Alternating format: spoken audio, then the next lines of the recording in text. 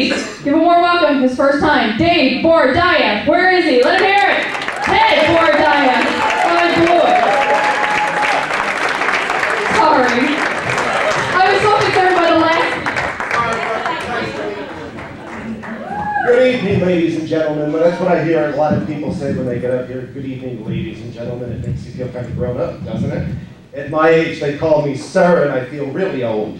But anyway, look at this body. They told me if I wore black, I'd look a lot thinner than I really am. What do you think of that? Well, I love to dance, people. I go out to dance a whole lot in Philadelphia. And I quite often walk up Walnut Street, and there's these people there that don't have a lot of money, and the same guy's there every week, and he says, I need $3, and he stops all these people, and he says, I need $3, my car ran out of gas. I go, you probably don't even have a car. But I figured I don't have a job. And I got tired of looking for a job, and I got tired of all these people in my life saying, are you still looking? Because, you know, I really don't like rejection, so I stopped. So I decided I'd follow his lead. And I started asking people on the street, do you have $79,200 so I can pay my bills? And they never tell him he's crazy, but they say to me, what are you, crazy? It just makes no sense to me. So anyway, back to dancing. You know, when I go out, look at this body. Keep looking, you can't have it, it's mine. But when I'm out there, I feel like I got this big sign on that says, please touch museum, open for business. My mother would have slapped the hell out of me if I went out grabbing at people's body parts. She just would have. So last night, Wednesday, I'm in the unisexual group communal bathroom. I go in there, I'm at the urinal, and there's a divider, and this guy like leans over and says, show it to me. I go, no, I'm not going to show it to you. What is your name, George Michael?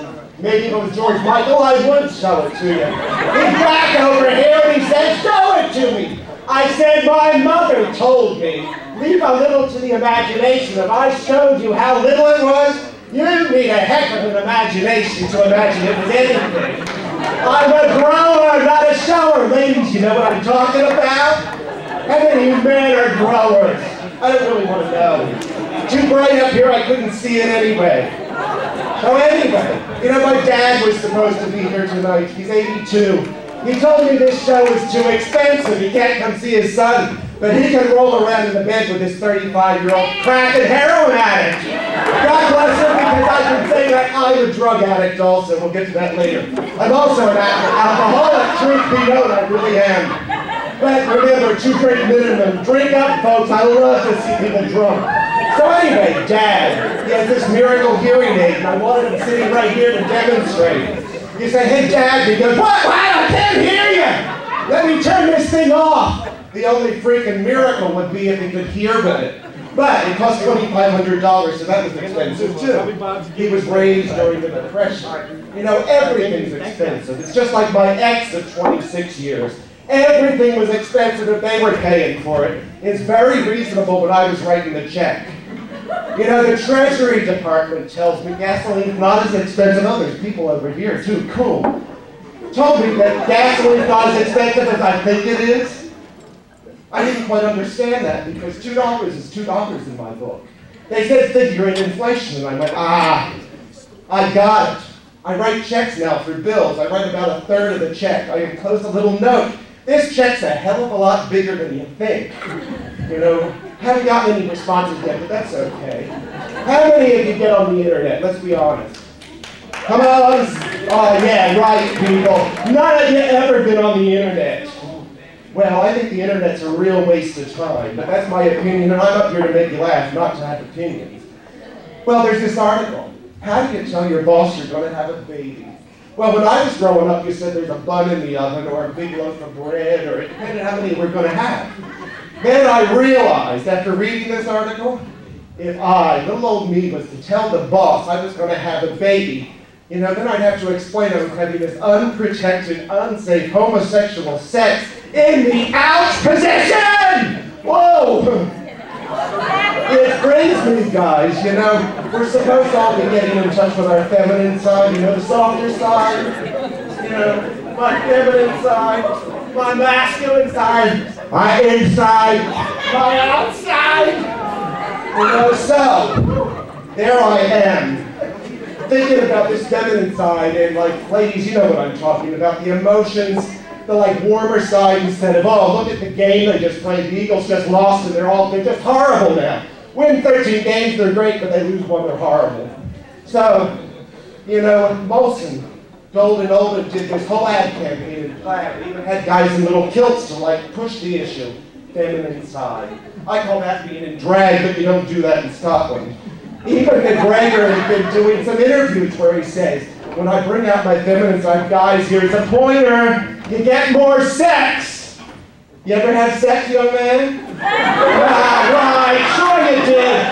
You're like this guy I know at the gym who tells me he has 3 dates every Friday night, he's always at the gym. He's also always grabbing at it. Why aren't ladies always grabbing at their titties? You afraid it's going to fall off, folks?